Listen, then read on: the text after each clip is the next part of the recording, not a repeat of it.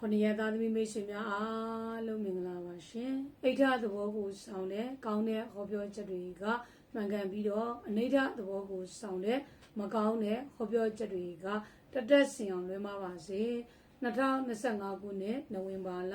22ရက်နေ့တောက်ကြသားသမီးများအတွက်တနေ့တာဟောစရံပဲဖြစ်ပါတယ်တောက်ကြသားသမီးများအတွက်ဒီနေ့မှာ